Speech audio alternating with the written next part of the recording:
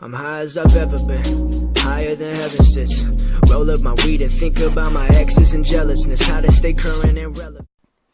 What it do, y'all? It's your boy P1. You know what I'm saying? We're here to chill, talk, party, react, all the above, y'all. You know what I'm saying? Um, I do a lot of gaming and stuff like that. That's on my other channel called P1 Gamer, and this is why we have this one, which is for like basic on interest, hanging out with your boy P1 Vlogs. That's why I made this one, P1 Vlogs. But we do a lot of reaction videos and all types of stuff. Alright, so what we do here, we do a bunch of reaction videos, and people that's gonna for my interest of what I do on the side besides video games. Now, for the next things, the next few days and the next few years, whatever, we'll be putting out and pointing out some vlogs, if wherever I go, you know what I'm saying? So stick with your boy P1, and I'll give y'all an adventure and some hobbies to create right here, you know what I'm saying? But anyways, guys, let's get right into the damn video. It's gonna be crazy, y'all, you know what I'm saying? I'm a little freak about these type of things, so, yeah, basically, let's do it. Let's just jump into this, man. You know what I'm saying? Shout out to my whole squad, my P1 gang, you know what I'm saying? Gang, all above. Let's do this right here. Let's go. Bam.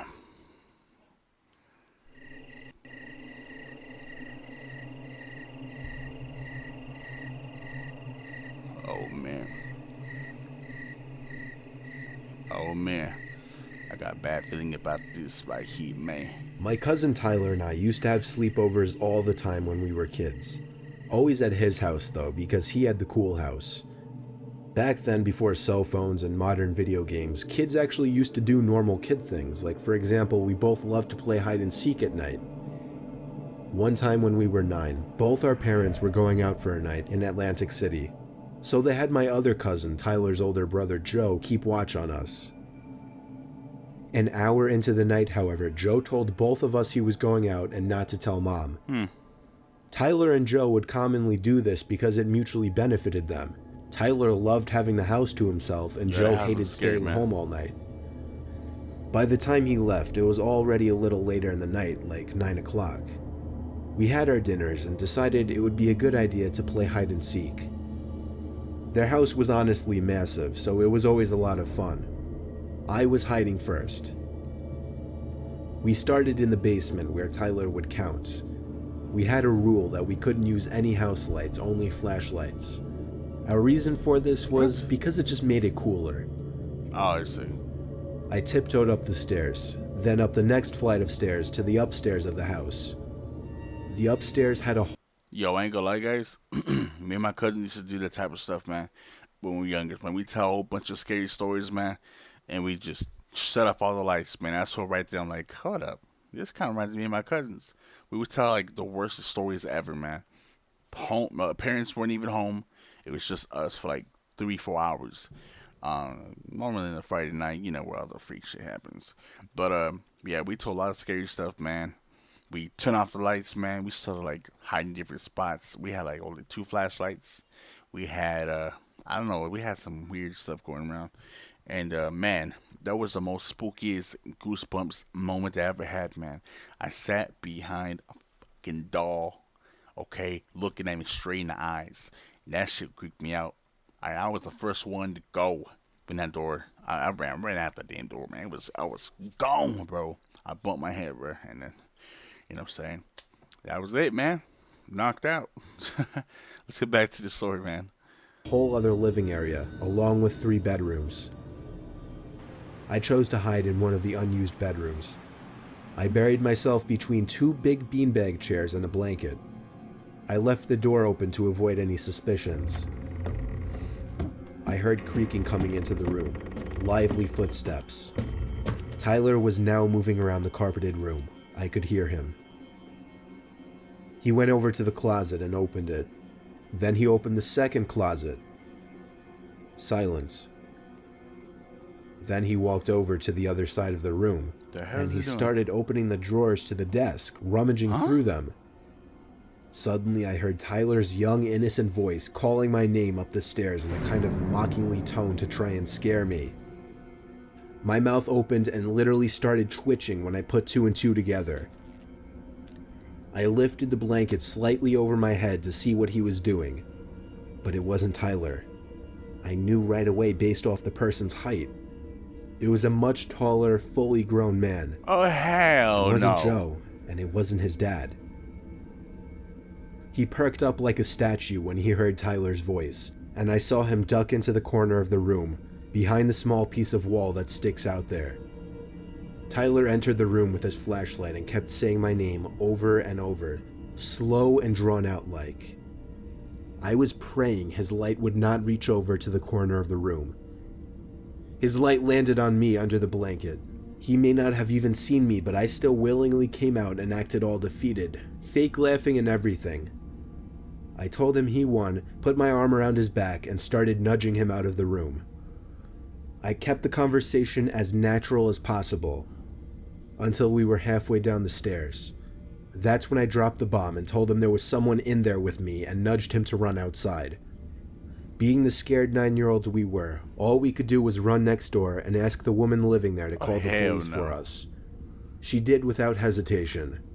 I still remember the scene vividly, of the cops pulling up, running into the house, and 5 minutes later ushering a guy out in cuffs. It was a great feeling, even as a 9-year-old. What?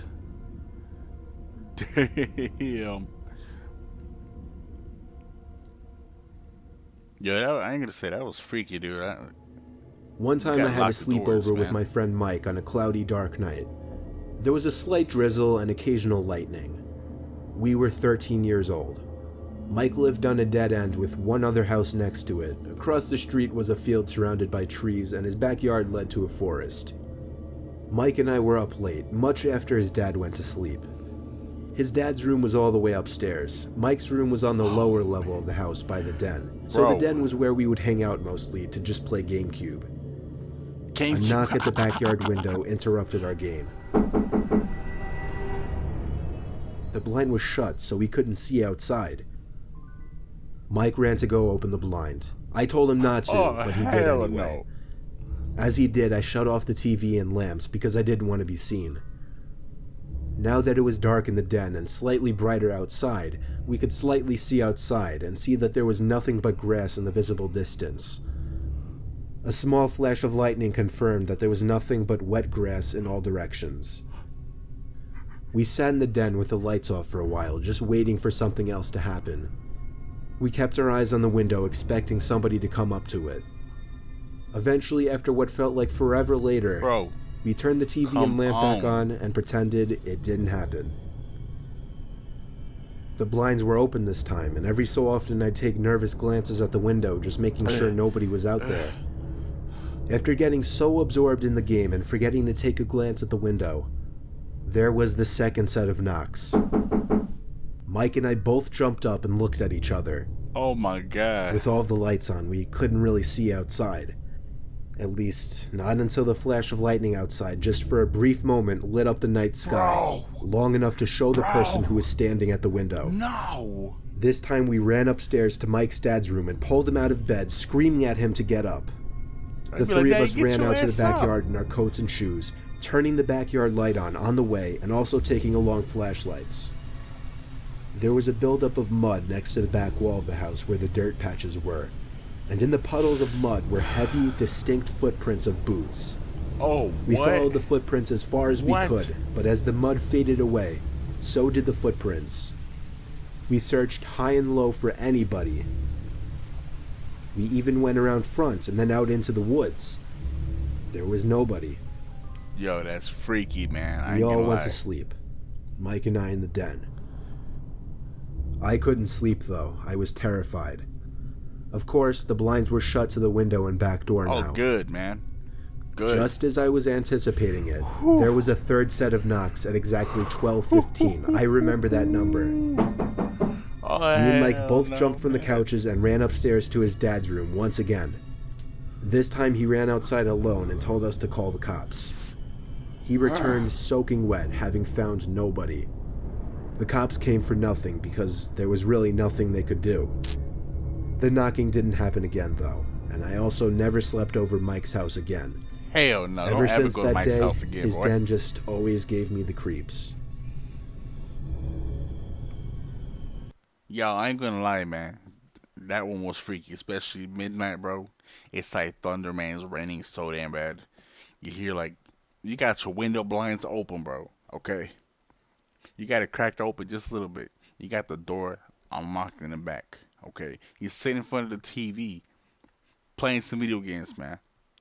Don't you feel uncomfortable doing that? You gotta be some type of savage to try to do that. What if somebody in your balcony just pulling up a chair, man, just eating some ice cream, man, just sitting there watching you get damn game play. When you lose, he gonna get mad at you, knock at the damn door, and go crazy on you. No, man, shut everything down. Just put the damn blinds out, man. Do something. Go to your room, lock the door, man. Just do all that in there. Damn, that's way that, man. That's damn, hey, man, it's damn in there, man. Damn. Whew. I ain't gonna lie, man. There's some freaky stuff, man. Don't ever go to Mike's house, by the I way, used guys. to be close friends with a kid named Chris. He moved away across the state when I was 8.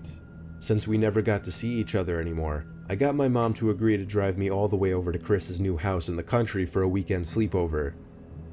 Pulling onto his property, I already knew this was the perfect place to do anything outdoorsy. It was a decent-sized house with nothing but woods in all directions. Oh, hold on. Did you see ratchets? The first day we didn't do much because I got there late anyway, so we just talked for a while and watched a movie. Damn. A couple of times I'd think that I was hearing sounds coming from below the floor. Oh, I would ask hell him, no. "Do you have a basement? Is someone down there?" Chris went on to tell me that there was no basement, and that his whole family had been hearing weird noises coming from down there for a few days, and they planned on having some inspector over to check it out. Ooh, man, that's freaky, bro. The next day was partly cloudy and warm, so we planned on spending most of the day outside. I convinced him to go for a walk in the woods just to explore. After all, this was all kind of new to him as well. Conveniently, there was an opening into the woods that almost seemed to have meant to be a path. So as we were walking over to it, Chris's foot hit something that made a metallic kind of thud sound. His foot hit a rusty old cellar door. Oh. He said he didn't know about this, neither did his dad. He bent down and pulled it open, and it made an ear-piercing squeal as the rusty door turned on the hinges. It was the definition hell of no. pitch black down there, but it seemed a ladder led down a very narrow tunnel. Neither of us dared to step foot down there. Suddenly, a sound echoed up the tunnel, like the sound of something dropping onto a hard floor. And then metallic sounds echoing up the tunnel, getting closer. As soon as we realized it was the sound of somebody climbing up the ladder, we ran to get Chris's father, who was shocked to see what we had found. Hell? He called down there repeatedly for anybody to come out before calling a few of his buddies over to go down with him. Chris and I were forced to stay inside while the three of them went down there. Oh my They came back up 5 minutes later, all of them visibly shaken and nervous. They came back inside and talked to Chris's mom in private. They never let either of us in on what they saw. Apparently cops showed up as well, but we were forced to stay in Chris's room, so we couldn't watch any of it. In fact, it wasn't until I was 13 did Chris finally text me one day, telling me what his dad really found down there. 3 full body bags tucked away in a corner, an old cot, broken beer bottles everywhere, and the smell of freshly smoked pot. Chris told me that when we heard something down there, we probably heard whoever was living down there, and whoever was responsible for those dead bodies. What? What? Yo, what the hell? Yo, man, that's crazy, bro. I would never ever live nowhere like that, bro. Especially buying a new house, you make sure you go and check every single thing, man, in that house. Even around the 4 walls in the house, man. Check it as a basement, all that stuff, man. No way. Yo, I ain't never going to Chris or Mike's house, bro. Ever. Don't ever try that. Them names is cursed, bro. Remember that shit, bro. Remember that. Yo, I'm gonna tell you guys, man, that's some crazy stories, man. Now, if you guys want to keep watching some more of these kind of things, man, let me know in the comments, man. it's pretty cool watching stuff like this, man. So if you guys are interested in watching it with your boy P1, I ain't watching it by myself. Hell no. Alright. Knowing that I just watch it with y'all, it's Gucci. Now, I do appreciate sliding through, showing some love. Yo, make sure you lock the doors, man. Be safe, y'all. It's crazy. This world is crazy, man, as far as it is, man. Alright, y'all take it easy. It's the boy P1 Vlogs. Whatever, man. P1 Gang Gang. Let's get it.